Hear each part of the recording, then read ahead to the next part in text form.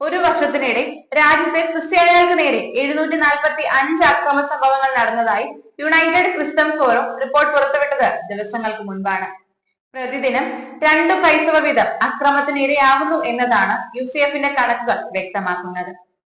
2014 127, 2015 142, 2016 226, 2017 248 തുടങ്ങി 2024 നവംബർ 30 വരെ 745 അക്രമ സംഭവങ്ങൾ UCFന്റെ ഹെൽപ്പ് ലൈനിൽ റിപ്പോർട്ട് ചെയ്തിട്ടുണ്ട്.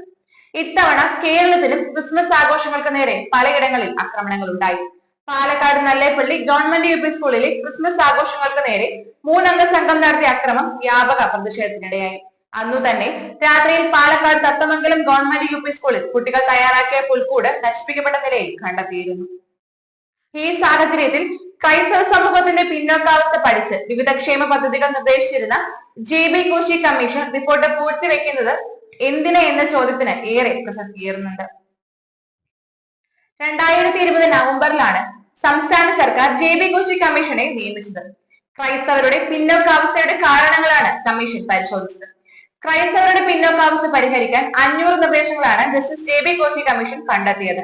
റിപ്പോർട്ട് സംസ്ഥാന സർക്കാരിന് സമർപ്പിച്ചിട്ട് 1.5 വർഷത്തോളമായി. എന്നാൽ സാധാരണക്കാർക്ക് കാണുന്നതിനായി ഇതുവരെയും പ്രസിദ്ധീകരിച്ചിട്ടില്ല. കമ്മീഷന് മുൻപിൽ ഏറ്റവും കൂടുതൽ പരാതികൾ ലഭിച്ചത് നിയമനങ്ങളുമായി ബന്ധപ്പെട്ടാണ്. നിയമന റൊട്ടേഷനുകളിൽ പരിവർത്തിത ക്രൈസ്തവർ പിന്തള്ളപ്പെടുന്നു എന്നതായിരുന്നു പ്രധാന പരാതി. ഇവർക്കും ക്രൈസ്തവ സമുദായത്തിലെ പിന്നോക്കക്കാർക്കും PSC നിയമനങ്ങളിൽ സംവരണം കൂട്ടണമെന്നാണ് JB കോശി കമ്മീഷന്റെ പ്രധാന ശുപാർശ. തീരദേശങ്ങളിൽ താമസിക്കുന്ന ക്രൈസ്തവർക്ക് പുനരധിവാസത്തിനായി കൂടുതൽ മെച്ചപ്പെട്ട പാക്കേജുകൾ വേണമെന്നാണ് മറ്റൊരു നിർദ്ദേശം. പുനരധിവാസത്തിനുള്ള തുക കൂട്ടണമെന്നും വീട് വെച്ച് നൽകുന്നത് തീരത്തിനടുത്തായിരിക്കണമെന്നും മലയോര മേഖലയിൽ ക്രൈസ്തവരടക്കമുള്ള എല്ലാവരും നേരിടുന്ന വന്യമൃഗ ഭീഷണിക്ക് പരിഹാരം വേണമെന്നും അടക്കമുള്ള 5 ലക്ഷത്തോളം പരാതികളാണ് കമ്മീഷന് കിട്ടിയത്. മദ്രസ അധ്യാപകർക്കുള്ളതുപോലെ തന്നെ സൺഡേ സ്കൂൾ അധ്യാപകർക്കും ക്ഷേമനിധി ബോർഡ് രൂപീകരിക്കണമെന്ന ആവശ്യം ഏറെക്കാലമായി ക്രിസ്ത്യൻ വിഭാഗങ്ങളിൽ നിന്നും ഉയർന്നു വന്നു തുടങ്ങിയിട്ട് ഈ കാര്യത്തിലുള്ള നിർദ്ദേശങ്ങളും ജസ്റ്റിസ് JB കോശി കമ്മീഷൻ റിപ്പോർട്ടിൽ ഉൾപ്പെടുത്തിയിട്ടുണ്ട്. ഈ ശുപാർശകൾ സർക്കാർ അംഗീകരിച്ചാൽ ക്രിസ്ത്യൻ വിഭാഗങ്ങളിൽ നിന്നുള്ള വലിയ ഒരു ആവശ്യത്തിനാണ് പരിഹാരമാകുക. 2 വർഷമെടുത്ത് പഠിച്ച് സമർപ്പിച്ച JB കോശി കമ്മീഷൻ റിപ്പോർട്ട് പ്രസിദ്ധീകരിക്കാത്തതിനെതിരെ പ്രതിഷേധം ശക്തമാകുകയാണ്. റിപ്പോർട്ട് നടപ്പാക്കുന്നതിൽ അസാധാരണമായ കാലതാമസം നേരിടുന്നതായി BJP നേതാവ് അഡ്വക്കേറ്റ് ഷോൺ ജോർജ് അടുത്തിടെ പ്രതികരിച്ചിരുന്നു. ഫേസ്ബുക്ക് പോസ്റ്റിലൂടെയായിരുന്നു ഷോൺ ജോർജ് പ്രതികരിച്ചത്.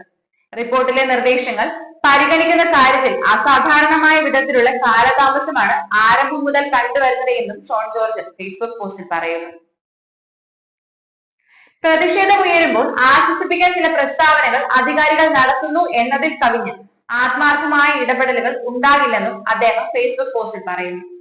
കമ്മീഷൻ റിപ്പോർട്ടിൽ അടിയന്തര നടപടി എടുത്തില്ലെങ്കിൽ നിയമത്തിന്റെ വഴിയേ എന്നും ഷോൺ ജോർജ് ഫേസ്ബുക്ക് പോസ്റ്റിൽ വ്യക്തമാക്കി.